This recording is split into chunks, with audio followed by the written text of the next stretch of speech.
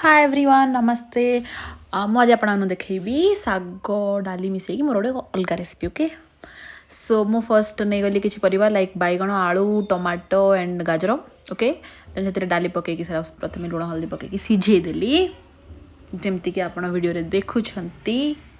then बहुत ही speed रे कहूँ एंड बहुत ही स्पीड रे देखीदेवी आपको बहुत बोर करी ओके ए सिझी आमर डाली माने डालमा ओके देन मु गोटे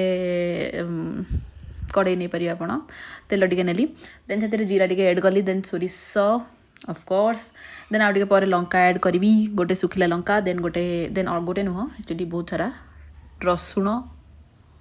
ओके आप चाहिए आपणकर फोन को टे रोटेट करें है तापरे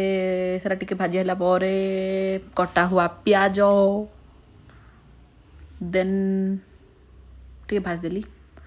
देखो आगे ब्राउन हो गला माने आप भाजबे मुझे वीडियो मझे काटी देजी ओके तापरे मु पूरा साग को धोईकी रखी थी माने सागर पूरा खाली पत्र सब काढ़ी मु आप पूरा साग को माने मु देखी के जन को सागर नाड़ सहित का माने छड़ेकी काटिकी धुंती तो मु केवल पत्र पत्र देखिकी माने काढ़ी देती तो मुझे काटी नी से से धोईकी रखी थी आउ देन ए पकेली तापरे लुण अल्प पकेबे जी दरकार ताठू कम कहीं शाग टे कम हो जाए जमती कि आप देखिले केते सारा शाग पकेली केती होगा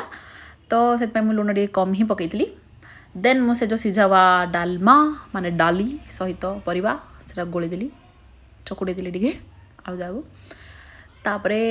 आडे पानी पकई आउटे पर है डाल टे अधिक पानी दे बसैले भी किसी असुविधा ना आप पांडा पकई पारे आउटे पानी पकईदेली देखूँ ए गोलीदेली टिके फुटाई देवी अलरेडी शाग जेहतु भजा शागर ही मुझे डालमाटा पकई तेणुक बेस बस कौन आवश्यकता ना तो मुझे ओल्लैदेली देखते मोर शाग